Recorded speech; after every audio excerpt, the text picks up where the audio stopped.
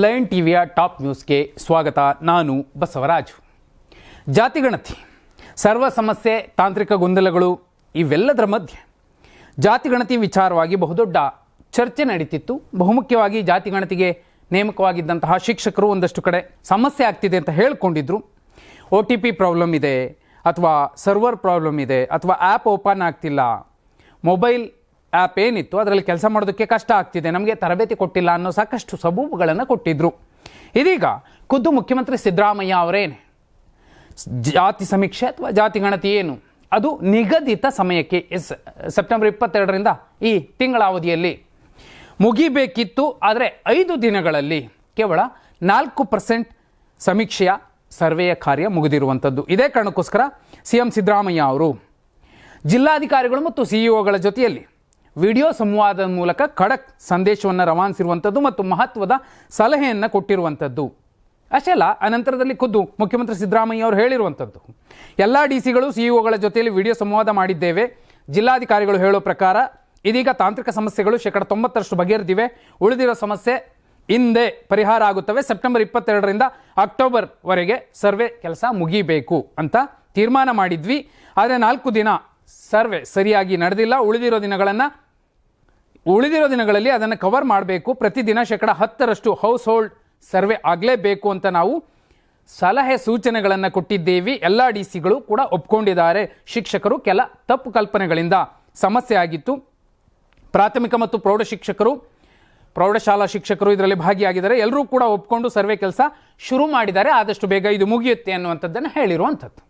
ಒಂದು ಇಡೀ ವ್ಯವಸ್ಥೆಯಲ್ಲಿ ಕೆಲವರು ವಿರೋಧ ವ್ಯಕ್ತಪಡಿಸ್ತಿದ್ದಾರೆ ಅಂದರೆ ಆ ವಿರೋಧಕ್ಕೆ ಬೆಂಬಲವಾಗಿ ನಿಲ್ಲುವಂತಹವರು ಕೂಡ ಇಲ್ಲಿ ಬೇರೆ ಬೇರೆ ಕಾರಣಗಳನ್ನು ಕೊಟ್ಟಿರುವ ಸಾಧ್ಯತೆಗಳಿದೆ ಅನ್ನುವಂಥದ್ದು ಕೂಡ ರಾಜಕೀಯವಾಗಿ ಕೂಡ ಚರ್ಚೆ ಆಗ್ತಿರುವಂತಹ ಸಂಗತಿ. ಇನ್ನು 2ನೇ ಸುದ್ದಿ, ಮುಖ್ಯಮಂತ್ರಿ ಸಿದ್ದರಾಮಯ್ಯ ಅವರ ಜೊತೆಯಲ್ಲಿ ಇದೀಗ ಹಿಂದುಳಿದ ಸಮಾಜಗಳ ಬಲಿಷ್ಠ ನಾಯಕರು ಒಟ್ಟಿಗೆ ನಿಂತಿರುವಂಥದ್ದು. ಮಂತ್ರಿಗಳಿಂದ ಹಿಡಿದು ಪ್ರಭಾವಿ ನಾಯಕರ ತನಕ ಎಲ್ಲರೂ ಕೂಡ ಜೊತೆಯಲ್ಲಿ ನಿಲ್ಲೋ ಮೂಲಕ ರಾಜ್ಯದಲ್ಲಿ ಜಾತಿಗಣತಿ ನಡೆಸಲು BJP ಮತ್ತು JDS ಮತ್ತು ಸ್ವಪಕ್ಷದಲ್ಲೂ ಕೂಡ ವಿರೋಧ ವ್ಯಕ್ತವಾಗಿತ್ತು. ಅಷ್ಟೇ ಅಲ್ಲ, ಕಳೆದ ಸಚಿವ ಸಂಪುಟ ಸಭೆಯಲ್ಲಿ ಪ್ರಬಲ ಸಮುದಾಯದ ಸಚಿವರು ವಿರೋಧ ವ್ಯಕ್ತಪಡಿಸಿದ್ರು. ಇದು CM ಸಿದ್ದರಾಮಯ್ಯ ಅವರಿಗೆ ಮುಜುಗರದ ಸನ್ನಿವೇಶವಾಗಿತ್ತು. ಈ ಹಿನ್ನೆಲೆಯಲ್ಲಿ ಹಿಂದುಳಿದ ವರ್ಗದ ಸಚಿವರು, ಕಾಂಗ್ರೆಸ್ ನಾಯಕರು CM ಬೆನ್ನಿಗೆ ನಿಂತಿದ್ದಾರೆ. ಅದರಲ್ಲೂ ಮುಖ್ಯವಾಗಿ 5 ಜನ, ಸಂತೋಷ್ ಲಾಡ್ ಅವರು, ಮಧು ಬಂಗಾರಪ್ಪ ಅವರು, ಜೊತೆಯಲ್ಲಿ ಬೋಸ್ ರಾಜ್ ಅವರು, ಅವರಲ್ಲದೆ ಭೈರತಿ ಸುರೇಶ್ ಅವರು ಮತ್ತು ಮಂಕಾಳ ವೈದ್ಯ, ಎಲ್ಲರೂ ಕೂಡ ಹಿಂದುಳಿದ ವರ್ಗಗಳಿಗೆ ಬರುವಂತಹ 2 ಏನಲ್ಲಿ ಗುರುತಿಸಿಕೊಂಡಿರುವಂತಹ ಸಮಾಜಗಳ ಹಿನ್ನೆಲೆಯಿಂದ ಬಂದಿರುವಂತಹ ನಾಯಕರು, ಸಚಿವರು ಇದೀಗ ಸಿದ್ದರಾಮಯ್ಯ ಅವರ ಬೆನ್ನಿಗೆ ನಿಂತಿರುವಂಥದ್ದು. ಇದಿಷ್ಟೇ ಅಲ್ಲ, ಯಾವುದೇ ಕಾರಣಕ್ಕೂ ಜಾತಿಗಣತಿ ನಿಲ್ಲಬಾರದು, ಆಗಲೇಬೇಕು ಅಂತ ಪಟ್ಟು ಹಿಡಿದಂತಹ ಈ 5 ಸಚಿವರ ಜೊತೆಯಲ್ಲಿ ಜನಗಣತಿಗೆ ಪ್ರಬಲ ಜಾತಿಗಳ ವಿರೋಧ ಇದ್ದರೂ ಕೂಡ ಹಿಂದುಳಿದ ವರ್ಗಗಳ ಮೌನ ಚರ್ಚೆಗೆ ಎಡೆಮಾಡಿಕೊಟ್ಟಿತ್ತು. ಈ ಸಮೀಕ್ಷೆಗೆ ಹೈಕಮಾಂಡ್ ಬೆಂಬಲ ಇದ್ದರೂ ಹಿಂದುಳಿದ ವರ್ಗದ ಸಚಿವರು, ಶಾಸಕರು, ಪರಿಷತ್ ಸದಸ್ಯರು ತಮ್ಮ ಬೆಂಬಲವನ್ನು ಮತ್ತು ಒತ್ತಡವನ್ನು ಬಹಿರಂಗವಾಗಿ ವ್ಯಕ್ತಪಡಿಸಲು ಹೋಗಿರಲಿಲ್ಲ. ಇದೀಗ ಸಣ್ಣ ನೀರಾವರಿ ಸಚಿವ NS ಬೋಸರಾಜು, ಕಾರ್ಮಿಕ ಸಚಿವ ಸಂತೋಷ್ ಲಾಡ್, ಸಚಿವ ಮಧು ಬಂಗಾರಪ್ಪ, ಮೀನುಗಾರಿಕೆ ಸಚಿವ ಮಂಕಾಳ ವೈದ್ಯ, ನಗರಾಭಿವೃದ್ಧಿ ಸಚಿವ ಭೈರತಿ ಸುರೇಶ್ ಸಭೆಯಲ್ಲಿ ಭಾಗಿಯಾಗಿ ಗಟ್ಟಿಯಾಗಿ ಜಾತಿಗಣತಿ ನಡೀಲೇಬೇಕು ಅಂತ ಬೆಂಬಲ ಸೂಚಿಸಿರುವಂಥದ್ದು. ಇದ್ರ ಜೊತೆಯಲ್ಲಿ ಸಮೀಕ್ಷೆಗೆ ವಿರೋಧ ವ್ಯಕ್ತವಾಗ್ತಿರುವಂತಹ ಹಿನ್ನೆಲೆಯಲ್ಲಿ ಹಿಂದುಳಿದ ವರ್ಗಗಳ ಬೆಂಬಲ ಸಮೀಕ್ಷೆಗೆ ಇದೆ. ಯಾವುದೇ ಕಾರಣಕ್ಕೂ ಸಮೀಕ್ಷೆಯನ್ನು ವಿಫಲಗೊಳಿಸಬಾರದು ಎಂಬುದು ಈ ಸಭೆಯ ಮಹತ್ವದ ಲೆಕ್ಕಾಚಾರವಾಗಿತ್ತು. ಈ ಹಿನ್ನೆಲೆಯಲ್ಲಿ ಕಾಂಗ್ರೆಸ್ ಪಕ್ಷದ ಹಿಂದುಳಿದ ವರ್ಗಗಳ ಮುಖಂಡರು ಸಭೆ ನಡೆಸಿದ್ದಾರೆ. ವೀರಪ್ಪ ಮೊಯ್ಲಿ, BK ಹರಿಪ್ರಸಾದ್ ಸೇರಿದಂತೆ ಪ್ರಭಾವಿ ಹಿಂದುಳಿದ ವರ್ಗಗಳ ನಾಯಕರು ಕೂಡ ಸಿದ್ದರಾಮಯ್ಯ ಅವರಿಗೆ ಬಹುದೊಡ್ಡ ಬೆಂಬಲವನ್ನು ಸೂಚಿಸಿರುವಂಥದ್ದು. ನೋಡಿ, ಇಲ್ಲಿ ಸಿಂಪಲ್, ಜಾತಿಗಣತಿ ಯಾಕೆ ಬೇಕಿದೆ ಸರಳವಾಗಿ ಹೇಳೋದಾದರೆ, ನೋಡಿ, ಇವತ್ತು ಯಾವ ಸಮಾಜದಲ್ಲಿ ಎಷ್ಟೆಷ್ಟು ಜನ ಇದ್ದಾರೆ ಗೊತ್ತಿಲ್ಲ, ಆದರೆ ಬ್ರಿಟಿಷರ ಕಾಲದಲ್ಲಿ 1931ರಲ್ಲಿ ಜಾತಿಗಣತಿ ಆಗಿತ್ತು. ಆ ಜಾತಿಗಣತಿಯ ವರದಿಯನ್ನೇ ಇಟ್ಕೊಂಡು ರಾಜ್ಯದಲ್ಲಿ ಇಷ್ಟು ಜನ ಉಪ್ಪಾರ ಇರಬಹುದು, ಇಷ್ಟು ಜನ ಕುರುಬ್ರು ಇರಬಹುದು, ಇಷ್ಟು ಜನ ಇಡಿಗರು ಇರಬಹುದು ಅಂತ ಲೆಕ್ಕಾಚಾರಗಳಲ್ಲಿ ಇವತ್ತು ಕೂಡ ಸರ್ಕಾರದ ಯೋಜನೆಗಳ ಹಂಚಿಕೆ ಆಗ್ತಿದೆ ಮತ್ತು ರಾಜಕೀಯ ಪ್ರಾತಿನಿಧ್ಯದ ಚರ್ಚೆಗಳು ಕೂಡ ನಡೀತಿದ್ದಾವೆ. ಇದೇ ಕಾರಣಕ್ಕೋಸ್ಕರ ಈ ಜಾತಿಗಣತಿ ಈಗಾದರೆ 1931 ಅಂದರೆ ಈಗ 2025 ಎಷ್ಟು ವರ್ಷ ಆಯಿತು. ಆದರೆ ಈಗ ಜಾತಿಗಣತಿ ಆದರೆ ಯಾರ ಸಂಖ್ಯೆ ಎಷ್ಟಿದೆ, ಅವರಿಗೆ ಇನ್ನೂ ಹೆಚ್ಚಿನ ಸವಲತ್ತುಗಳೇನು ಕೊಡಬೇಕಿದೆ, ರಾಜಕೀಯ ಪ್ರಾತಿನಿಧ್ಯ ಸಿಗದಿರುವಂತಹ ಎಲ್ಲ ಸಮಾಜಗಳು, ವಾಲ್ಮೀಕಿ ನಾಯಕ ಸಮಾಜ ಇರಬಹುದು, ಯಾವುದೇ ಇರಬಹುದು, ಎಲ್ಲರಿಗೂ ಕೂಡ ಅವಕಾಶಗಳನ್ನು ಕೊಡಬೇಕಿದೆ. ಇನ್ನು ಸಣ್ಣ ಪುಟ್ಟ ಸಮಾಜಗಳಿಗೆ ಯಾವುದೇ ರೀತಿಯ ಪ್ರಾಶಸ್ತ್ಯ ಸಿಕ್ಕಿಲ್ಲ, ಒಂದು ಗ್ರಾಮ ಪಂಚಾಯತ್ ಚುನಾವಣೆ ಗೆಲ್ಲೋದಕ್ಕೂ ಅವ್ರ ಕೈಲಿ ಸಾಧ್ಯ ಆಗ್ತಿಲ್ಲ ಅಂತಹ ಸಮಾಜಗಳಿಗೆ ಜಾತಿ ಗಣತಿಯ ಸಮೀಕ್ಷೆ ಬಂದರೆ ಬಹುದೊಡ್ಡವರ ಆಗುತ್ತೆ. ಆದರೆ ಬಿ ಕೆ ಹರಿಪ್ರಸಾದ್ ಅವರು ಒಂದು ಮಾತು ಹೇಳಿದರು, ಇಷ್ಟು ದಿನ ಹಾಲು ತುಪ್ಪ ಮೊಸರು ಬೆಣ್ಣೆ ಎಲ್ಲ ತಿಂದಂಥವ್ರು ಮತ್ತು ಕುರ್ಚಿಯಲ್ಲಿ ಕೂತವರು ಮಜಾ ಮಾಡಿದವರು ಈಗ ಜಾತಿ ಗಣತಿ ಜಾರಿ ಆದರೆ ಅಥವಾ ಸಮೀಕ್ಷೆ ಬಂದರೆ ತಮ್ಮ ನಂಬರ್ಗಿಂತ ಹೆಚ್ಚಿನ ಸಂಖ್ಯೆಯಲ್ಲಿ ಬೇರೆಯವರ ನಂಬರ್ ಕಾಣಿಸ್ಬಿಟ್ರೆ ಅವರಿಗೆ ಹಾಲು ಮೊಸರು ಬೆಣ್ಣೆ ತುಪ್ಪ ತಿನ್ನುವಂಥದ್ದು ಮತ್ತು ಕುರ್ಚಿಲಿ ಕೂತು ಮಜಾ ಮಾಡುವಂತಹ ಅವಕಾಶಗಳು ಇಲ್ದಂಗೆ ಆಗುತ್ತೆ ಅನ್ನುವಂತಹ ಆತಂಕದಲ್ಲಿ ಭಯದಲ್ಲಿ ವಿರೋಧ ವ್ಯಕ್ತಪಡಿಸ್ತಿದ್ದಾರೆ ಅನ್ನುವಂಥದ್ದನ್ನು ಹೇಳಿದ್ರು.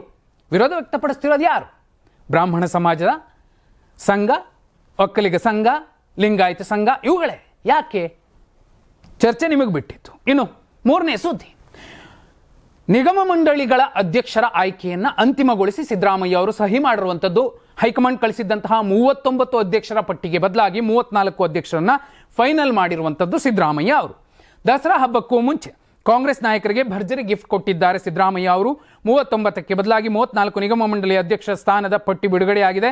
ಹೈಕಮಾಂಡ್ನಿಂದ ಸಹಿಯಾಗಿ ಬಂದ ಪಟ್ಟಿಗೆ ಸಿಎಂ ಸಿದ್ದರಾಮಯ್ಯ ಅವರು ಅಧಿಕೃತ ಸಹಿಯನ್ನ ಹಾಕಿರುವಂಥದ್ದು. ರಾಜು ಕಾಗೆ ಅವರಿಗೆ ಬದಲಾಗಿ ಅರುಣ್ ಕುಮಾರ್ ಪಾಟೀಲ್ ಅವರಿಗೆ ಅಧ್ಯಕ್ಷ ಸ್ಥಾನ ನೀಡಲಾಗಿದೆ ಎಂಬ ಗೊಂದಲ ಸೃಷ್ಟಿಯಾಗಿತ್ತು. ಇದೀಗ ವಾಯುವ್ಯ ಕರ್ನಾಟಕ ರಸ್ತೆ ಸಾರಿಗೆ ನಿಗಮದ ಅಧ್ಯಕ್ಷ ಸ್ಥಾನದಲ್ಲಿ ರಾಜು ಕಾಗೆ ಮುಂದುವರಿಯುತ್ತಿದ್ದಾರೆ. ಕಲ್ಯಾಣ ಕರ್ನಾಟಕ ರಸ್ತೆ ಸಾರಿಗೆ ನಿಗಮದ ಅಧ್ಯಕ್ಷರಾಗಿ ಅರುಣ್ ಕುಮಾರ್ ಪಾಟೀಲ್ ನೇಮಕ ಮಾಡಲಾಗಿದೆ.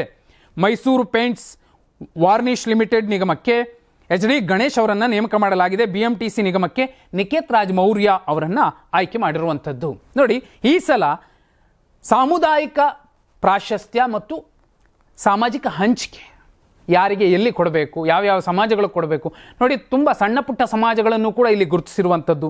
ಉಪ್ಪಾರ ಸಮಾಜಕ್ಕೆ, ಗೊಲ್ಲ ಸಮಾಜಕ್ಕೆ, ಈಡಿಗ ಬಿಲ್ಲವ ಸಮಾಜಕ್ಕೆ, ಕುರುಬ ಸಮಾಜಕ್ಕೆ, ಎಲ್ರಿಗೂ ಕೂಡ ಯಾರೆಲ್ಲ ದುಡ್ದಿದ್ರು ಅಂಥವ್ರಿಗೆ ಅವಕಾಶ ಮಾಡಿಕೊಟ್ಟಿದ್ದಾರೆ. ಈ ವಿಷಯಕ್ಕೆ ಬಂದರೆ ನಿಕೇತ್ ರಾಜ್ ಮೌರ್ಯ ಅವರಿಗೆ ಕೊಟ್ಟಿರುವಂತಹ ಅವಕಾಶವನ್ನು ಕೂಡ ಮತ್ತು ಅವ್ರು ಕೊಟ್ಟಿರುವಂತಹ ಒಂದು ಗಿಫ್ಟನ್ನು ಕೂಡ ಮೆನ್ಷನ್ ಮಾಡಲೇಬೇಕಿದೆ. ಅವರು ಬೇರೆ ಬೇರೆ ಕಡೆ ಇದ್ದವರು ಮತ್ತು ಕಾಂಗ್ರೆಸ್ಗೆ ಬಂದವರು. ಅರೆ, ಕಾಂಗ್ರೆಸ್ನ ಬಗ್ಗೆ ಮತ್ತು ಸಿದ್ದರಾಮಯ್ಯ ಅವರ ಅಹಿಂದ ಸಿದ್ಧಾಂತದ ಬಗ್ಗೆ ಅತ್ಯಂತ ಸ್ಫುಟವಾಗಿ, ಅಚ್ಚುಕಟ್ಟಾಗಿ, ತರ್ಕಬದ್ಧವಾಗಿ, ಮಾಹಿತಿ ಪೂರ್ಣ ಚರ್ಚೆಗಳಲ್ಲಿ ಭಾಗಿಯಾಗುವ ಮೂಲಕ ಅಹಿಂದ ಸಿದ್ಧಾಂತದ ಪ್ರತಿಪಾದನೆಯನ್ನು ಮಾಡಿದ್ರು ಮತ್ತು ಕಾಂಗ್ರೆಸ್ನ ಸೈದ್ಧಾಂತಿಕ ನಿಲುವುಗಳ ಬಗ್ಗೆ, ವಿರೋಧಗಳ ಬಗ್ಗೆಯೂ ಕೂಡ ಮಾಧ್ಯಮಗಳಲ್ಲಿ ಸೇರಿದಂತೆ ಸಾಕಷ್ಟು ಹೋರಾಟ ಮಾಡಿದ್ರು. ಇನ್ನು 4ನೇ ಸುದ್ದಿ, RJD ಯಾವತ್ತೂ ಕೂಡ ಅಧಿಕಾರಕ್ಕೆ ಬರಬಾರ್ದು. ಆಗ ನೀವು ನೋಡ್ಕೋಬೇಕು, ಬಿಹಾರದ ಮಹಿಳೆಯರಿಗೆ ಇದೀಗ ಇಬ್ಬರು ಅಣ್ಣಂದಿರಿದ್ದಾರೆ. ಒಬ್ರು ನಾನು ಅಂದರೆ ನರೇಂದ್ರ ಮೋದಿ, ಮತ್ತೊಬ್ರು ನಿತೀಶ್ ಕುಮಾರ್ ಅನ್ನುವಂತಹ ಮಾತನ್ನ ಪ್ರಧಾನಿ ನರೇಂದ್ರ ಮೋದಿ ಅವರು ಹೇಳಿರುವಂಥದ್ದು. ವಿಡಿಯೋ ಕಾನ್ಫರೆನ್ಸ್ ಮೂಲಕ ಬಿಹಾರ ಮುಖ್ಯಮಂತ್ರಿ ಮಹಿಳಾ ರೋಜ್ಗಾರ್ ಯೋಜನೆ ಉದ್ಘಾಟಿಸಿದಂತಹ ಮೋದಿ ಅವರು ಮಹತ್ವದ ಮಾತುಗಳನ್ನು ಆಡಿರುವಂಥದ್ದು. ಒಬ್ಬ ಮಹಿಳೆ ಪ್ರಗತಿ ಸಾಧಿಸಿದಾಗ ಇಡೀ ಸಮಾಜವು ಮುಂದುವರಿಯುತ್ತದೆ. ಸರ್ಕಾರ ಮಹಿಳೆಯರನ್ನು ಕೇಂದ್ರದಲ್ಲಿಟ್ಟುಕೊಂಡು ನೀತಿಗಳನ್ನು ರೂಪಿಸಿದಾಗ ಅದರ ಪ್ರಯೋಜನಗಳು ಸಮಾಜದ ಇತರ ಭಾಗಗಳಿಗೂ ವಿಸ್ತರಿಸುತ್ತವೆ. ಉಜ್ವಲ ಯೋಜನೆಯ ಪರಿವರ್ತನಾತ್ಮಕ ಪರಿಣಾಮವನ್ನು ಈಗ ಪ್ರಪಂಚದಾದ್ಯಂತ ಗುರುತಿಸಲಾಗ್ತಿದೆ.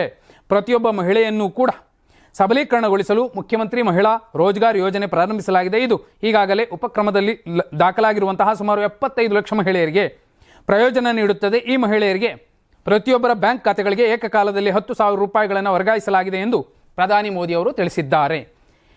ಬಿಹಾರದಲ್ಲಿ ಈ ಸಲ NDAಗೆ, ಅದರಲ್ಲೂ ಮುಖ್ಯವಾಗಿ JDUಗೆ ಒಂದಷ್ಟು ಹೊಡೆತ ಬೀಳುತ್ತೆ ಅನ್ನುವಂತಹದ್ದು ಸರ್ವೆಗಳಿಂದ ಬರ್ತಿರುವಂತಹ ಮಾಹಿತಿ. ಆದರೆ NDA ಕೂಟದ BJPಗೆ ದೊಡ್ಡ ಲಾಸ್ ಆಗುತ್ತೆ ಅಂತ ಏನು ಹೇಳ್ತಿಲ್ಲ.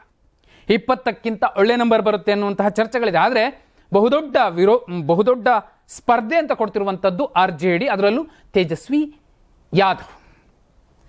ನೆಚ್ಚಿನ ಮುಖ್ಯಮಂತ್ರಿ ಯಾರು ಅಂದರೆ ನಿತೀಶ್ ಕುಮಾರ್ ಮತ್ತು BJPಯ ನಾಯಕರನ್ನೂ ಪಕ್ಕಕ್ಕಿಟ್ಟು ಹೊಸ ಆಯ್ಕೆ, ಹೊಸ ಮುಖಕ್ಕೆ ಅವಕಾಶ ಕೊಡೋಣ. ಈ ಸಲ ತೇಜಸ್ವಿ ಯಾದವ್ ಮುಖ್ಯಮಂತ್ರಿ ಆಗಬೇಕು ಅಂತ ಬಯಸ್ತಿರುವವರ ಸಂಖ್ಯೆ ಜಾಸ್ತಿ ಇದೆ. ಇದರ ಜೊತೆಯಲ್ಲಿ ಮಹಿಳಾ ಮೀಸಲಾತಿಯ ಒಂದು ಕಾನೂನನ್ನು ಕೂಡ ಇತ್ತೀಚೆಗೆ ಜಾರಿಗೆ ತಂದಿದ್ರು. ಇದೀಗ 10,000 ರೂಪಾಯಿಗಳನ್ನು ಪ್ರತಿ ಮಹಿಳೆಯ ಅಕೌಂಟ್ಗೆ ಹಾಕುವಂತಹ ಒಂದು ಹೊಸ ಯೋಜನೆಯನ್ನು ಕೂಡ ಜಾರಿಗೊಳಿಸಿರುವಂಥದ್ದು. ಆದರೆ ಇದೇ ಯೋಜನೆಯ ಬಗ್ಗೆ ರಾಜ್ಯದಲ್ಲಿ ಸಿದ್ದರಾಮಯ್ಯ ಅವರ ಸರ್ಕಾರ ಪ್ರತಿ ಗೃಹಿಣಿಗೆ 2,000 ರೂಪಾಯಿ ಅಕೌಂಟ್ಗೆ ಹಾಕ್ತೀವಿ ಅನ್ನುವಂತಹ ಚರ್ಚೆ ಬಂದಾಗ ಪ್ರತಿ ತಿಂಗಳು ಇದೇ BJP ಮತ್ತು ಮೋದಿಯವರು ಕೂಡ ಈ ಪುಗ್ಶೆಟ್ಟೆ ಭಾಗ್ಯಗಳನ್ನು ಕೊಡುವಂಥದ್ದು ಎಷ್ಟು ಸರಿ ಅನ್ನುವಂತಹ ಒಂದು ಪ್ರಶ್ನೆ ಮಾಡಿದ್ರು, ಗೇಲಿ ಮಾಡಿದ್ರು. ಆದರೆ ಬಿಹಾರದಲ್ಲಿ ಅಂಥದ್ದೇ ಕಾರ್ಯಕ್ರಮವನ್ನು ಸಿದ್ದರಾಮಯ್ಯ ಅವರ ಸರ್ಕಾರ 12 ತಿಂಗಳಿಗೆ 24,000 ಆಗ್ತಿದ್ರೆ ಮೋದಿಯವರ ಸರ್ಕಾರ ಬಿಹಾರದಲ್ಲಿ ಅಥವಾ ಮೋದಿಯವರ ನೇತೃತ್ವದ ಆ ರಾಜ್ಯ ಸರ್ಕಾರ ಬಿಹಾರದಲ್ಲಿ 12 ತಿಂಗಳಿಗೆ ಕೇವಲ 10,000 ರೂಪಾಯಿ ಆಗ್ತಿರುವಂತಹ ಒಂದು ಯೋಜನೆಯನ್ನು, ಮುಖ್ಯಮಂತ್ರಿ ಮಹಿಳಾ ರೋಜ್ಗಾರ್ ಯೋಜನೆಯನ್ನು ಜಾರಿಗೊಳಿಸಿರುವಂತಹ ಸಂದರ್ಭದಲ್ಲಿ ಬಿಹಾರದ ಜನ ಯಾವ ರೀತಿ ಮತ ಹಾಕಬಹುದು, ಯಾರ ಜೊತೆಲಿ ನಿಲ್ಲಬಹುದು ಅನ್ನೋದನ್ನು ಚುನಾವಣೆ ಘೋಷಣೆ ಆದಮೇಲೆ, ಮತದಾನ ಆದಮೇಲೆ, ರಿಸಲ್ಟ್ ಬಂದ ಮೇಲೆ ಗೊತ್ತಾಗುತ್ತೆ. ಸದ್ಯಕ್ಕಂತೂ ಒಂದು ಹಂತಕ್ಕೆ ಟೈಟ್ ಫೈಟ್ ಇರುವಂಥದ್ದನ್ನು ಸ್ಪಷ್ಟವಾಗಿ ಕಾಣಬಹುದು. ಇನ್ನು 5ನೇ ಸುದ್ದಿ, ಸರ್ಕಾರದ ವಿರುದ್ಧ ವಿದ್ಯಾರ್ಥಿಗಳ ಕಿಚ್ಚು, ZEN-Z ಹೋರಾಟ ಎಂದು ಹೋಲಿಕೆ, ಧರಣಿ ಕೂರುವುದಕ್ಕಾಗಿ ಕೂರ್ತೀನಿ ಅನ್ನುವಂತಹ ಮಾತನ್ನು ಬಸನಗೌಡ ಪಾಟೀಲ್ ಯತ್ನಾಳ್ ಹೇಳಿರುವಂಥದ್ದು. ಒಂದು ವಿಡಿಯೋ ಸಾಕಷ್ಟು ವೈರಲ್ ಆಗ್ತಿತ್ತು. ಧಾರವಾಡದಲ್ಲಿ ನಡೆದಂತಹ ಯುವಶಕ್ತಿಯ ಬೃಹತ್ ಹೋರಾಟದ ವಿಡಿಯೋ ಟ್ವಿಟರಲ್ಲೂ ಕೂಡ ಟ್ರೆಂಡ್ ಆಗಿತ್ತು. ಇದೀಗ ರಾಜ್ಯ ರಾಜಕೀಯದಲ್ಲಿ ತೀವ್ರ ಚರ್ಚೆಗೆ ಕಾರಣವಾಗಿರುವಂಥದ್ದು ಈ ವಿಡಿಯೋ. ಯಾಕಂದರೆ ಸಾವಿರಾರು ವಿದ್ಯಾರ್ಥಿಗಳು ಸೇರಿ ಸರ್ಕಾರದ ವಿರುದ್ಧ ಆಕ್ರೋಶ ಹೊರಹಾಕಿದ ಈ ದೃಶ್ಯಗಳು ಸೋಷಿಯಲ್ ಮೀಡಿಯಾದಲ್ಲಿ ವೈರಲ್ ಆಗಿದ್ವು. ಅನೇಕ ವರ್ಷಗಳಿಂದ ಸರ್ಕಾರಿ ಇಲಾಖೆಗಳಲ್ಲಿ ನೇಮಕಾತಿ ಆಗದೇ ಇರುವುದನ್ನು ಮತ್ತು ನಿರುದ್ಯೋಗ ಹೆಚ್ಚುತ್ತಿರುವುದನ್ನು, ವಯೋಮಿತಿ ವಿಸ್ತರಣೆ ಸೇರಿದಂತೆ ತಮ್ಮ ಬೇಡಿಕೆಗಳನ್ನು ವಿದ್ಯಾರ್ಥಿಗಳು ಒತ್ತಾಯಿಸುವ ಮೂಲಕ ಪ್ರತಿಭಟನೆ ಮಾಡಿದ್ರು. ಅಖಿಲ ಕರ್ನಾಟಕ ರಾಜ್ಯ ವಿದ್ಯಾರ್ಥಿಗಳ ಸಂಘ ಮುನ್ನಡೆಸುವ ಮೂಲಕ ಇಂಥದ್ದೊಂದು ಧರಣಿಯನ್ನು ಹಮ್ಮಿಕೊಳ್ಳಲಾಗಿತ್ತು. ಆ ವಿಡಿಯೋ ಇದೀಗ ವೈರಲ್ ಆಗ್ತಿರುವಂಥದ್ದು. ಅದೇ ವಿಡಿಯೋವನ್ನು ಇಟ್ಕೊಂಡು ಬಸನಗೌಡ ಪಾಟೀಲ್ ಯತ್ನಾಳ್ ಬಿಜೆಪಿಯ ಉಚ್ಚಾಟಿತ ನಾಯಕರು ಒಂದು ಮಹತ್ವದ ಸಂದೇಶ ಕೊಟ್ಟಿರುವಂಥದ್ದು ಮುಖ್ಯಮಂತ್ರಿ ಸಿದ್ದರಾಮಯ್ಯ ಅವರಿಗೆ. KPSC ಎಂಬ ಭ್ರಷ್ಟ ಸಂಸ್ಥೆಯಿಂದ ಉದ್ಯೋಗ ವಿಳಂಬವಾಗಿದೆ. ಉಚಿತ ಅಕ್ಕಿ, ಬಸ್ ಸೌಲಭ್ಯ ಮಾತ್ರ ಸಾಕಾಗುವುದಿಲ್ಲ. ಯುವಕರಿಗೆ ಉದ್ಯೋಗ ನೀಡಲೇಬೇಕು, ಇಲ್ಲದಿದ್ದರೆ ವಿದ್ಯಾರ್ಥಿಗಳ ಜೊತೆ ನಾನೂ ಕೂಡ ಧರಣಿ ಕುಳಿತುಕೊಳ್ತೇನೆ ಎಂದು ಎಚ್ಚರಿಸುವ ಮೂಲಕ ಸಿದ್ದರಾಮಯ್ಯ ಅವರಿಗೆ ಪರೋಕ್ಷವಾಗಿ ಸಂದೇಶವನ್ನು ರವಾನಿಸಿರುವಂಥದ್ದು. JDS ಸಹ ಸರ್ಕಾರದ ವಿರುದ್ಧ ಕಿಡಿಕಾರಿದ್ದು, 2.5 ವರ್ಷ ಕಳೆದರೂ ನೇಮಕಾತಿ ಪ್ರಕ್ರಿಯೆ ಆರಂಭಿಸಿದ ಕಾಂಗ್ರೆಸ್ ಸರ್ಕಾರ ಯುವಜನತೆಗೆ ಅನ್ಯಾಯ ಮಾಡ್ತಿದೆ ಅನ್ನುವಂತಹ ಒಂದು ಆರೋಪವನ್ನು ಮಾಡಿರುವಂಥದ್ದು. ವಿಶೇಷ ಅಂದರೆ ಧಾರವಾಡದ ಈ ಪ್ರತಿಭಟನೆಯನ್ನು ZEN-Z ಹೋರಾಟ ಎಂದು ಹೋಲಿಕೆ ಮಾಡಲಾಗುತ್ತಿದ್ದು, ನೆಟ್ಟಿಗರು ರಾಹುಲ್ ಗಾಂಧಿ ಮತ್ತು ಅವರ ರಾಜ್ಯ ಸರ್ಕಾರದ ವಿರುದ್ಧ ಆಕ್ರೋಶ ವ್ಯಕ್ತಪಡಿಸುತ್ತಿದ್ದಾರೆ. ನೆರೆಯ ದೇಶ ನೇಪಾಳದಲ್ಲಿ ನಡೆದ ಯುವಕರ ಪ್ರತಿಭಟನೆ ಹಿಂಸಾಚಾರಕ್ಕೆ ತಿರುಗಿದಂತೆ ಕರ್ನಾಟಕದಲ್ಲೂ ಕೂಡ ಇದೇ ರೀತಿ ಅಸಮಾಧಾನ ಹೆಚ್ಚುತ್ತಿದೆ ಎಂಬ ಚರ್ಚೆ ನಡೆಯುತ್ತಿದೆ. ಸಿದ್ದರಾಮಯ್ಯ ಅವರ ಸರ್ಕಾರವು ತಕ್ಷಣ ಕ್ರಮ ಕೈಗೊಳ್ಳದಿದ್ದರೆ ಇಂತಹ ಪ್ರತಿಭಟನೆಗಳು ಹೆಚ್ಚಾಗುವಂತಹ ಸಾಧ್ಯತೆಗಳಿದೆ ಎನ್ನುವಂತಹ ಭೀತಿ ಕೂಡ ವ್ಯಕ್ತವಾಗ್ತಿರುವಂಥದ್ದು. ವಿಶೇಷ ಅಂದರೆ ಇಂಥದ್ದೇ ಒಂದು ZEN-Z ಹೋರಾಟ ಲಡಾಖ್ನಲ್ಲೂ ಕೂಡ ಆಗ್ತಿದೆ. ಮೋದಿಯವರ ಸರ್ಕಾರ ಅಲ್ಲೂ ಕೂಡ ಬೇರೆಯದ್ದೇ ರೀತಿಯಲ್ಲಿ ಹತ್ತಿಕ್ಕುವಂತಹ ಕೆಲಸವನ್ನು ಮಾಡಿರುವಂಥದ್ದು. ಅದೇನದು ಮುಂದಿನ ಸುದ್ದಿಲಿ ಹೇಳ್ತೀನಿ. ಅದಕ್ಕೂ ಮುಂಚೆ ಧರ್ಮಸ್ಥಳ ಪ್ರಕರಣದ ಬಗ್ಗೆ ಒಂದು ವಿಚಾರವನ್ನು ಹೇಳಬೇಕಿರುವಂಥದ್ದು. ನೋಡಿ, ಧರ್ಮಸ್ಥಳ ಪ್ರಕರಣಕ್ಕೆ ಸಂಬಂಧಿಸಿದಂತೆ ಧರ್ಮಾಧಿಕಾರಿ ಡಾಕ್ಟರ್ ವೀರೇಂದ್ರ ಹೆಗ್ಡೆ ಅವರು ಮತ್ತೊಮ್ಮೆ ಮನಬಿಚ್ಚಿ ಮಾತಾಡಿರುವಂಥದ್ದು. ಲಲಿತ ಸಹಸ್ರನಾಮ ಕಾರ್ಯಕ್ರಮದಲ್ಲಿ ಪಾಲ್ಗೊಂಡ ಅವರು, ನಾವು ಯಾರಿಗೂ ನೋವು ಮಾಡಿಲ್ಲ, ಯಾರನ್ನು ಹೀಯಾಳಿಸಿಲ್ಲ, ದ್ವೇಷ ಕೂಡ ಮಾಡಿಲ್ಲ. ಆದರೂ ನಮ್ಮ ಮೇಲೆ ಇಷ್ಟು ದ್ವೇಷ ಅಪವಾದಗಳು ಏಕೆ ಬರ್ತಿವೆ ಎಂಬುದು ನನಗೆ ಅರ್ಥವಾಗ್ತಿಲ್ಲ ಎಂದು ವಿಷಾದ ವ್ಯಕ್ತಪಡಿಸಿದರು. ನಮ್ಮದು ತಪ್ಪೇ ಇಲ್ಲ, ಅದಕ್ಕಾಗಿಯೇ ಆತ್ಮವಿಶ್ವಾಸ ಇದೆ ಎಂಬ ನಮ್ಮ ಮೇಲೆ ನಂಬಿಕೆ ಇಟ್ಟಿರುವಂತಹ ಎಲ್ಲರಿಗೂ ಕೂಡ ನಾನು ಆಭಾರಿ ಅನ್ನುವಂತಹ ಮಾತನ್ನು ಹೇಳಿರುವಂಥದ್ದು. ಧರ್ಮಾಧಿಕಾರಿಗಳು ತಮ್ಮ ವಾದ ಏನಿದೆ, ತಮ್ಮ ಸ್ಪಷ್ಟನೆ ಏನಿದೆ ಅನ್ನೋದನ್ನು ಮೊದಲಿಂದಲೂ ಕೂಡ ಕೊಡ್ತಾ ಬಂದಿದ್ರು. ಆದರೆ ಇಲ್ಲಿ ಒಂದು ಮೇನ್ಸ್ಟ್ರೀಮ್ ಮಾಧ್ಯಮಗಳು ಮಾಡ್ತಿರುವಂತಹ ಒಂದು ವಿಚಾರ ಏನು, ರಿಟ್ ಅರ್ಜಿ ಅನ್ನೋದಕ್ಕಿಂತಲೂ ಮುಖ್ಯವಾಗಿ ಸಾರ್ವಜನಿಕ ಹಿತಾಸಕ್ತಿ ಅರ್ಜಿ ಏನು ಹಾಕ್ಕೊಂಡಿದ್ರು ಚಿನ್ನಯ್ಯ ಸೇರಿದಂತೆ ಕೆಲವರು ಪ್ರೈವೇಟ್ ಅರ್ಜಿ, ಅದನ್ನು ಸುಪ್ರೀಂ ಕೋರ್ಟ್ ವಜಾ ಮಾಡಿತ್ತು. ಆ ವಜಾ ಮಾಡಿದ ಆದೇಶವನ್ನು ತಮಗೆ ಮನಸ್ಸಿಗೆ ಬಂದಂತೆ ತಿರುಚಿ ವರದಿ ಮಾಡುವ ಮೂಲಕ ನ್ಯಾಯಾಂಗ ನಿಂದನೆಯನ್ನು ಮಾಡ್ತಿದ್ದಾರೆ ಅನ್ನುವಂಥದ್ದನ್ನು CJI ಅವರಿಗೆ, ಗವಾಯಿ ಅವರಿಗೆ ಹಿರಿಯ ಮತ್ತು ಖ್ಯಾತ ವಕೀಲ ಖೋಸ್ಲಾ ಅವರು ಒಂದು ಪತ್ರ ಬರೆದಿದ್ದಾರೆ. ಕಠಿಣ ಕ್ರಮ ಕೈಗೊಳ್ಳಬೇಕು ಇದರ ವಿರುದ್ಧ, ಇಲ್ಲ ಅಂದರೆ ಇವರಿಗೆ ನ್ಯಾಯಾಂಗ ವ್ಯವಸ್ಥೆಯ ನಿರ್ಧಾರಗಳನ್ನು ಬಾಯಿಗೆ ಬಂದಂತೆ ಇವರು ವರದಿ ಮಾಡ್ತಾರೆ ಅನ್ನುವಂತಹ ಮೆಸೇಜನ್ನು ಕೊಟ್ಟಿದ್ರು. ಅದರಲ್ಲೂ ಮುಖ್ಯವಾಗಿ ಕರ್ನಾಟಕದ ಕೆಲ ಸ್ಯಾಟಲೈಟ್ ಮಾಧ್ಯಮಗಳು ಈ ಕೆಲಸವನ್ನು ಮಾಡ್ತಿವೆ, ಇವರ ವಿರುದ್ಧ ಕ್ರಮ ಆಗಬೇಕು ಅನ್ನುವಂತಹ ಮಾತನ್ನು ಹೇಳಿದರು. ಹೌದು, ಸತ್ಯ. ಒಂದು ಸಾರ್ವಜನಿಕ ಹಿತಾಸಕ್ತಿ ಅರ್ಜಿ ಅನ್ನುವಂಥದ್ದು ದೇಶದ ಅತ್ಯುನ್ನತ ನ್ಯಾಯ ವ್ಯವಸ್ಥೆ ಏನಿದೆ, ಸುಪ್ರೀಂ ಕೋರ್ಟ್ನಲ್ಲಿ ಹೋಗಿ ಒಂದು ಅರ್ಜಿ ಸಲ್ಲಿಸಿ ಬರ್ತಾರೆ ಅಂದರೆ ಅದನ್ನು ಮುಚ್ಚಿಡುವಂತಹ ಪ್ರಯತ್ನ ಯಾರೂ ಮಾಡಿರೋದಿಲ್ಲ. ಅದು ಸಾರ್ವಜನಿಕ ದಾಖಲೆಯನ್ನು ಮುಚ್ಚಿಟ್ಟು ಬುರುಡೆ ಗ್ಯಾಂಗ್ ಷಡ್ಯಂತ್ರ ಮಾಡಿದೆ, ಸರ್ಕಾರ ಅದಕ್ಕೆ ಕ್ಷಮೆ ಕೋರಬೇಕು, ಅಥವಾ ಸರ್ಕಾರಕ್ಕೆ ಮೋಸ ಮಾಡಿದೆ, SIT ತನಿಖಾಧಿಕಾರಿಗಳು ಮೋಸ ಮಾಡಿದೆ ಅನ್ನುವಂತಹ ಒಂದು ವಾದವನ್ನು, ಅಂತಹ ವರದಿಯನ್ನು ಮಾಡಿದ್ವು ಕೆಲ ಮಾಧ್ಯಮಗಳು. CJI ಏನಾದರೂ ಸರಿಯಾದ ಕಠಿಣ ಕ್ರಮವನ್ನು ಕೈಗೊಂಡ್ರೆ 3 ನಿಮಿಷ ಆದ್ರೂ ಬ್ಲಾಂಕ್ ಆಗುತ್ತೆ ಅವರ TV ಚಾನೆಲ್ಗಳು. ಅಷ್ಟೇ ಅಲ್ಲ, ಇಲ್ಲಿ ಇನ್ನೂ ಮುಖ್ಯವಾಗಿ SIT ತನಿಖಾಧಿಕಾರಿಗಳು ಅತ್ಯಂತ ಸ್ಪಷ್ಟವಾಗಿ, ಯಾಕಂದರೆ ತನಿಖಾಧಿಕಾರಿಗಳ ಪರವಾಗಿ ಏನು ವಾದ ಮಂಡಿಸ್ತಿದ್ದಾರೆ ಕೋರ್ಟಲ್ಲಿ, ಹೈಕೋರ್ಟಲ್ಲಿ ಹಾಲ್ ನಂಬರ್ 14ನಲ್ಲಿ ಇತ್ತೀಚೆಗೆ ನಡೆದಂತಹ ಚರ್ಚೆಯ ವಿಚಾರಣೆಯ ಸಂದರ್ಭದಲ್ಲಿ ಖುದ್ದು ನ್ಯಾಯಾಧೀಶರು ಕೇಳ್ತಾರೆ ಷಡ್ಯಂತ್ರ ಆಗಿದೆಯಾ ಅಂತ. ಅದಕ್ಕೆ ಅವ್ರು ಹೇಳ್ತಾರೆ, ಸ್ಪೆಷಲ್ ಪಬ್ಲಿಕ್ ಪ್ರಾಸಿಕ್ಯೂಟರ್ ಜಗದೀಶ್ ಅವರು, ನೋಡಿ ಷಡ್ಯಂತ್ರ ಅನ್ನುವಂಥದ್ದು ಮೇನ್ ಸ್ಟ್ರೀಮ್ ಮಾಧ್ಯಮಗಳ ಒಂದು ಸೃಷ್ಟಿ ಇದ್ದಿರಬಹುದು, ಯಾಕಂದರೆ ಷಡ್ಯಂತ್ರ ಅನ್ನೋದಕ್ಕೆ ಸಾಕ್ಷಿಗಳಿವೆ ಅನ್ನೋದನ್ನ SIT ಇದುವರೆಗೂ ಹೇಳಿಲ್ಲ. ಜೊತೆಯಲ್ಲಿ ಇಲ್ಲಿ ಷಡ್ಯಂತ್ರ ಆಗಿದೆ ಅನ್ನುವುದಕ್ಕೆ ನಾವು ತನಿಖೆ ನಡೆಸ್ತಿರುವಂಥದ್ದು ಸುಳ್ಳು ಸಾಕ್ಷಿ ಮತ್ತು ಸುಳ್ಳು ಸಾಕ್ಷಿ ಸೃಷ್ಟಿಯ ಕಾರಣಕ್ಕೆ ಚಿನ್ನೆಯ ಮೇಲೆ ಒಂದು FIR ಅನ್ನು ದಾಖಲಿಸಿಕೊಂಡು ಆ ವಿಚಾರವಾಗಿ ತನಿಖೆ ನಡೆಸ್ತಿರುವಂಥದ್ದು ಅನ್ನುವಂಥದ್ದನ್ನು ಮನದಟ್ಟು ಮಾಡಿರೋ ವಿಚಾರವನ್ನು BLR ಪೋಸ್ಟ್ ಕೂಡ ಅತ್ಯಂತ ಸ್ಪಷ್ಟವಾಗಿ ತನ್ನ ವರದಿಯಲ್ಲಿ ಹೇಳಿರುವಂಥದ್ದು. ಇದು ಧರ್ಮಸ್ಥಳದ ಪ್ರಕರಣ ಹೇಗಾಗಿದೆ ಅಂದರೆ ಮೇನ್ ಸ್ಟ್ರೀಮ್ ಮಾಧ್ಯಮಗಳು ಯಾರನ್ನೋ ಮೆಚ್ಚಿಸಲಿಕ್ಕೆ ಒಂದು ವಾದವನ್ನು ಮಂಡಿಸ್ತಿವೆ.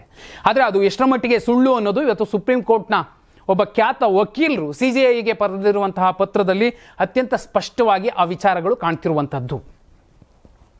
ಕಾವಲು ನಾಯಿಗಳಾಗಿ ಬೇಕಿರುವಂತಹ ಮಾಧ್ಯಮಗಳು, ಮೇನ್ ಸ್ಟ್ರೀಮ್ ಮಾಧ್ಯಮಗಳು ತೀರಾ ಬೇರೆ ನಾಯಿಗಳ ರೀತಿಯಲ್ಲಿ ವರ್ತಿಸ್ತಿರುವಂಥದ್ದು ವಿಷಾದನೀಯ. ಅವರ ಆತ್ಮಗಳಿಗೆ ಶಾಂತಿ ಸಿಗಲಿ ಅಂತ ಹೇಳಬಹುದು. ಇನ್ನು ಹಿಂದಿನಿಂದ 5 ದಿನ KRS ಕಾವೇರಿ ಆರತಿ, ಗಂಗಾ ಆರತಿಯ ಮಾದರಿಯಲ್ಲಿ ಕಾವೇರಿ ಆರತಿ 12ರಿಂದ 13 ಮಂದಿ ವೈದಿಕರ ತಂಡದಿಂದ ಆರತಿ. ಮಂಡ್ಯ ಜಿಲ್ಲೆಯ ಶ್ರೀರಂಗಪಟ್ಟಣ ತಾಲೂಕಿನ KRS ಜಲಾಶಯದಿಂದ ಬೋಟಿಂಗ್ ಪಾಯಿಂಟ್ನಲ್ಲಿ ಉಪಮುಖ್ಯಮಂತ್ರಿ ಮತ್ತು KPCC ಅಧ್ಯಕ್ಷ DK ಶಿವಕುಮಾರ್ ಅವರು ತಮ್ಮ ಕನಸಿನ ಯೋಜನೆ ಕಾವೇರಿ ಆರತಿಗೆ ಸೆಪ್ಟೆಂಬರ್ 26ರಂದು ಚಾಲನೆ ಸಿಗಲಿದೆ ಎನ್ನುವಂತಹ ಮಾಹಿತಿಯನ್ನು ಕೊಟ್ಟಿರುವಂಥದ್ದು. ವಾರಣಾಸಿಯ ಗಂಗಾ ಆರತಿಯ ಮಾದರಿಯಲ್ಲಿ 5 ದಿನಗಳ ಕಾಲ ನಡೆಯಲಿರುವ ಈ ವಿಶೇಷ ಕಾರ್ಯಕ್ರಮವು ಸಂಜೆ 6 ಗಂಟೆಗೆ ಪ್ರಾರಂಭವಾಗಲಿದ್ದು DK ಶಿವಕುಮಾರ್ ಅವರು ಕಾವೇರಿ ನದಿಗೆ ಪುಷ್ಪಾರ್ಚನೆ ಮಾಡುವ ಮೂಲಕ ಉದ್ಘಾಟನೆ ಮಾಡುವರು. ಸ್ಥಳೀಯ ತರಬೇತಿ ಪಡೆದ ಪುರೋಹಿತರ ಮಾರ್ಗದರ್ಶನದಲ್ಲಿ 12 ಮತ್ತು 13 ಮಂದಿಯ ವೈದಿಕ ತಂಡ ಈ ವೈಭವದ ಆರತಿಯನ್ನು ಮಾಡಲಿದೆ. ಇದರಿಂದಾಗಿ ಉದ್ಯೋಗ ಸೃಷ್ಟಿಯಾಗುತ್ತೆ ಅನ್ನುವಂತಹ ವಿಚಾರವನ್ನು ಕೂಡ DK ಶಿವಕುಮಾರ್ ಅವರು ಹೇಳಿದ್ರು. ಇನ್ನು 8ನೇ ಸುದ್ದಿ, ಕರ್ನಾಟಕದ ಮೇರು ಸಾಹಿತಿ, ಕಾದಂಬರಿಕಾರ, ಪದ್ಮಭೂಷಣ ಡಾಕ್ಟರ್ SL ಭೈರಪ್ಪ ಅವರ ಪಾರ್ಥಿವ ಶರೀರ ಪಂಚಭೂತಗಳಲ್ಲಿ ಲೀನವಾಗಿದೆ. ಪುತ್ರರಾದ ರವಿಶಂಕರ್, ಉದಯಶಂಕರ್ ಅಂತಿಮ ವಿಧಿವಿಧಾನ ನೆರವೇರಿಸಿದ್ರು. ಭೈರಪ್ಪನವರ ಇಚ್ಛೆಯಂತೆ ಅಂತ್ಯ ಸಂಸ್ಕಾರದಲ್ಲಿ ಉದಯೋನ್ಮುಖ ಲೇಖಕಿ ಸಹನಾ ವಿಜಯಕುಮಾರ್ ಸಹ ಉಪಸ್ಥಿತರಿದ್ದರು. ಅಂತಿಮ ವಿಧಿವಿಧಾನಗಳ ಬಳಿಕ ಪುತ್ರರ ಜೊತೆಗೆ ಸಹನಾ ವಿಜಯಕುಮಾರ್ ಅವರು ಭೈರಪ್ಪ ಅವರ ಚಿತೆಗೆ ಅಗ್ನಿಸ್ಪರ್ಶ ಮಾಡಿರುವಂಥದ್ದು. ಇನ್ನು 9ನೇ ಸುದ್ದಿ ಇದೆ, ಬಹುಮುಖ್ಯ ಸುದ್ದಿ. ಇಲ್ಲಿ ಕರ್ನಾಟಕದಲ್ಲಿ ZenZ ಮಾದರಿಯ ಹೋರಾಟ ನಡೀತಿದೆ. ಅದು ಧಾರವಾಡದಲ್ಲಿ ವಿದ್ಯಾರ್ಥಿಗಳ ಮತ್ತು ಯುವಕರ ಬಹುದೊಡ್ಡ ಧರಣಿ ಇತ್ತು. ಆ ವಿಡಿಯೋ ವೈರಲ್ ಆಗಿತ್ತು. ಅಂಥದ್ದೇ ಒಂದು ಲಡಾಖ್ನಲ್ಲಿ ನಡೀತಿದೆ. ಆ ವಿಡಿಯೋಗಳಾಗಲಿ ಆ ವಿಚಾರಗಳಾಗಲಿ ಮೇನ್ ಸ್ಟ್ರೀಮ್ ಮಾಧ್ಯಮಗಳು ಹೇಳ್ತಿಲ್ಲ.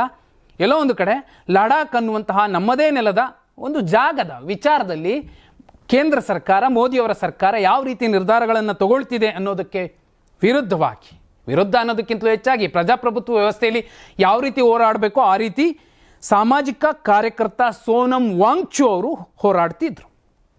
ಅವರನ್ನು ಇದೀಗ ಬಂಧಿಸಲಾಗಿದೆ. ಜನರನ್ನು ಪ್ರಚೋದಿಸುವಂತಹ ಹೇಳಿಕೆಗಳನ್ನು ನೀಡಿದ್ದಾರೆ ಎನ್ನುವ ಆರೋಪದ ಮೇಲೆ ಈ ಕ್ರಮ ಕೈಗೊಳ್ಳಲಾಗಿದೆ. ವಿಶೇಷವೆಂದರೆ ನನ್ನ ಹೇಳಿಕೆಗಳಿಂದ ಬಂಧಿಸಿದ್ರೂ ನನಗೆ ಸಂತೋಷ ಎಂದು ಹೇಳಿದ 1 ದಿನದ ನಂತರವೇ ವಾಂಗ್ಚು ಅವರನ್ನು ಮೋದಿಯವರ ಸರ್ಕಾರ ಬಂಧಿಸಿರುವಂಥದ್ದು. 2018ರಲ್ಲಿ ರಾಮನ್ ಮ್ಯಾಗ್ಸೆಸೆ ಪ್ರಶಸ್ತಿ ಪಡೆದ ವಾಂಗ್ಚು ಲಡಾಖ್ ವಿದ್ಯಾರ್ಥಿಗಳ ಶೈಕ್ಷಣಿಕ ಮತ್ತು ಸಾಂಸ್ಕೃತಿಕ ಹಕ್ಕುಗಳಿಗಾಗಿ ಹೋರಾಟ ಮಾಡ್ತಿದ್ರು. ಇತ್ತೀಚೆಗೆ ಅವರ ಲಾಭರಹಿತ ಸಂಸ್ಥೆ FCRA ನೋಂದಣಿ ಗೃಹ ಸಚಿವಾಲಯದಿಂದ ರದ್ದಾಗಿತ್ತು. ವಿದೇಶಿ ನಿಧಿ ಪಡೆದಿದ್ದಾರೆ ಎನ್ನುವ ಆರೋಪದ ನಡುವೆ ಈ ಬಂಧನ ನಡೆದಿದೆ ಅಂತ ಹೇಳಲಾಗ್ತಿದೆ. ಇತ್ತೀಚಿನ ಹಿಂಸಾಚಾರದಲ್ಲಿ 4 ಸಾವನ್ನಪ್ಪಿ 50ಕ್ಕೂ ಹೆಚ್ಚು ಮಂದಿ ಗಾಯಗೊಂಡಿದ್ರು. ವಾಂಗ್ಚುಕ್ ಎಲ್ಲ ಆರೋಪಗಳನ್ನು ಖಂಡಿಸಿ ನಾವು ವಿದೇಶಿ ಕೊಡುಗೆ ಪಡೆದಿಲ್ಲ, ಕೇವಲ ವ್ಯವಹಾರ ವಹಿವಾಟು ಮಾಡಿದ್ದೇವೆ ಎಂದು ಹೇಳಿದ್ದಾರೆ. 2019ರಲ್ಲಿ ಕಲಂ 370 ರದ್ದಾದ ಬಳಿಕ ಲಡಾಖ್ನಲ್ಲಿ ಪ್ರಾರಂಭವಾದ ಹರ್ಷ ಈಗ ಅಸಮಾಧಾನಕ್ಕೆ ತಿರುಗಿದ್ದು ರಾಜ್ಯ ಸ್ಥಾನಮಾನ ಬೇಡಿಕೆಯ ನಡುವೆ ಬಂಧನ ಹೆಚ್ಚಿನ ಚರ್ಚೆಗೆ ಕಾರಣವಾಗಿದೆ. ಅಲ್ಲಿನ ಎಲ್ಲರೂ ಕೂಡ ಸೋನಂ ವಾಂಗ್ಚುಕ್ ಅವರ ಜೊತೆಯಲ್ಲಿ ಕೂತವರು ಬಾಯಿಗೆ ಪಟ್ಟಿ ಕಟ್ಟಿಕೊಂಡು ಗಾಂಧಿಯ ಮಾದರಿಯಲ್ಲೇ ಅವರ ಹೋರಾಟವನ್ನು ಮಾಡ್ತಿದ್ರು. ತೀರಾ ಧಾರವಾಡದ ರೀತಿಯಲ್ಲೂ ಕೂಡ ಮಾಡ್ತಿರಲಿಲ್ಲ. ಅದು ಶಾಂತಿಯ ZenZ ಹೋರಾಟ ಅಂದರೂ ತಪ್ಪಾಗೋದಿಲ್ಲ, ಲಡಾಖಲ್ಲಿ ಆಗಿದ್ದು. ಆದ್ರೂ ಮೋದಿಯವರ ಸರ್ಕಾರ ಅವರನ್ನು ಬಂಧಿಸಿ ಬಹುದೊಡ್ಡ ಮೆಸೇಜನ್ನು ಕೊಟ್ಟಿದೆ.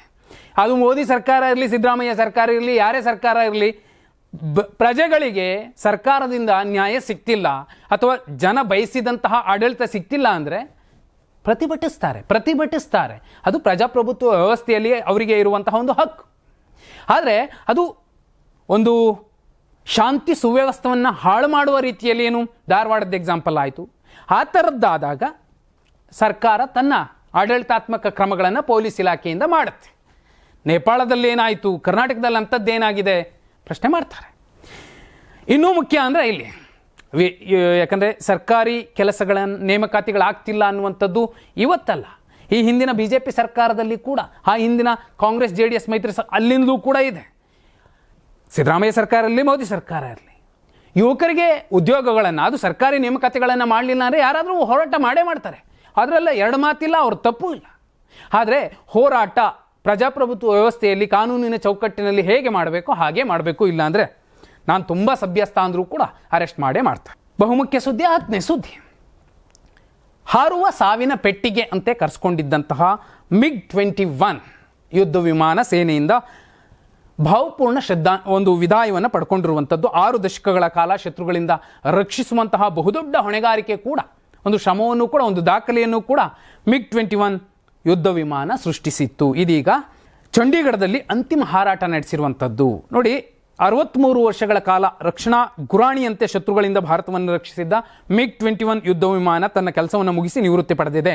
ಇಂದು ಚಂಡೀಗಢದಲ್ಲಿ ಅಂತಿಮ ಹಾರಾಟ ನಡೆಸಿತ್ತು. ಭಾರತದ ಜನತೆ ಹಾಗೂ ವಾಯುಪಡೆಗೆ ಇದು ಭಾವನಾತ್ಮಕ ಕ್ಷಣ. 1950ರ ದಶಕದಲ್ಲಿ ಸೋವಿಯತ್ ಒಕ್ಕೂಟವು ವಿನ್ಯಾಸಗೊಳಿಸಿದ್ದಂತಹ MiG-21 ಅನ್ನ ಭಾರತ ವಾಯುಪಡೆ 1963ರಲ್ಲಿ ಸೇರಿಸಿಕೊಳ್ಳಲಾಗಿತ್ತು. ಭಾರತವು ಒಟ್ಟು 874 ವಿಮಾನಗಳನ್ನು ಸ್ವಾಧೀನಪಡಿಸಿಕೊಂಡಿತ್ತು. 1965 ಮತ್ತು 1971ರ ಪಾಕಿಸ್ತಾನದ ವಿರುದ್ಧದ ಯುದ್ಧಗಳಿಂದ ಕಾರ್ಗಿಲ್ ಸಂಘರ್ಷದವರೆಗೆ ಎಲ್ಲ ಹಂತಗಳಲ್ಲೂ MiG-21 ಭಾರತದ ವಾಯುಪಡೆಗೆ ಬೆನ್ನೆಲುಬಾಗಿ ನಿಂತಿತ್ತು. ಇಂದು ಅದಕ್ಕೆ ನಿವೃತ್ತಿಯನ್ನು ಘೋಷಿಸಲಾಗಿರುವಂಥದ್ದು. ರಕ್ಷಣಾ ಸಚಿವ ರಾಜನಾಥ್ ಸಿಂಗ್ ಅವರು ಈ ಬಗ್ಗೆ ಮಾತಾಡಿ, MiG-21 ಕೇವಲ ಯುದ್ಧ ವಿಮಾನವಲ್ಲ, ಬದಲಾಗಿ ಭಾರತ ಮತ್ತು ರಷ್ಯಾದ ನಡುವಿನ ಆಳವಾದ ಸಂಬಂಧಕ್ಕೆ ಇದು ಉಜ್ವಲ ಉದಾಹರಣೆಯಾಗಿದೆ ಎನ್ನುವಂತಹ ಮಾತನ್ನು ಹೇಳಿರುವಂಥದ್ದು. ರಕ್ಷಣಾ ಗುರಾಣಿಯಾಗಿದ್ದಂತಹ MiG-21 ನಿಜಕ್ಕೂ ಸಾಕಷ್ಟು ಶ್ರಮವಹಿಸಿದೆ, ದೇಶವನ್ನು ಕಾಪಾಡಿದೆ. ಆದರೆ ಇತ್ತೀಚೆಗೆ ಬಹುಪಾಲು ಯುದ್ಧ ವಿಮಾನಗಳು ವಿಫಲವಾಗಿ ಒಬ್ಬ ಪೈಲಟ್ ಸಮೇತ ನೆಲಕ್ಕುರುಳಿ ಬಿದ್ದಂತಹ ಪ್ರಕರಣಗಳು ಹೆಚ್ಚಾಗಿದ್ದು ಯಾವ ಯುದ್ಧ ವಿಮಾನದಿಂದ ಆದರೆ ಅದು MiG-21 ಯುದ್ಧ ವಿಮಾನದಿಂದ. ಅದು ಬಹುದೊಡ್ಡ ರಕ್ಷಕನಂತೆ ನಮ್ಮ ಕಾಪಾಡಿರುವಂಥದ್ದು ಮತ್ತು ಬದಲಾದ ಸಂದರ್ಭಗಳಲ್ಲಿ ಅದರಿಂದ ಒಂದಷ್ಟು ಸಮಸ್ಯೆಗಳು ಆಗಿರುವಂಥದ್ದನ್ನು ಎರಡನ್ನೂ ಕೂಡ ಮೆನ್ಷನ್ ಮಾಡಲೇಬೇಕಾಗಿತ್ತು. ಅದೇನೇ ಇರಬಹುದು, ಭಾರತ ವಾಯುಪಡೆಯಲ್ಲಿ ಒಬ್ಬ ಬಾಹುಬಲಿಯ ರೀತಿಯಲ್ಲಿ ದುಡಿದಂತಹ MiG-21 ಯುದ್ಧ ವಿಮಾನ ಇದೀಗ ವಿಶ್ರಾಂತಿಯನ್ನು ಪಡೆದುಕೊಂಡಿರುವಂಥದ್ದು, ನಿವೃತ್ತಿಯನ್ನು ಅದಕ್ಕೆ ಕೊಟ್ಟಿರುವಂಥದ್ದು. ಇದು ಇವತ್ತಿನ ಟಾಪ್ 10 ಸುದ್ದಿಗಳಾಗಿದ್ವು. ನಾಳೆ ಕೂಡ ಪ್ರಮುಖ ಸುದ್ದಿಗಳನ್ನು ತಂದು ಸರಳವಾಗಿ ಸಮಗ್ರವಾಗಿ ಹೇಳುವಂತಹ ಪ್ರಯತ್ನ ಮಾಡ್ತೀನಿ. ಧನ್ಯವಾದ. ಶುಭರಾತ್ರಿ.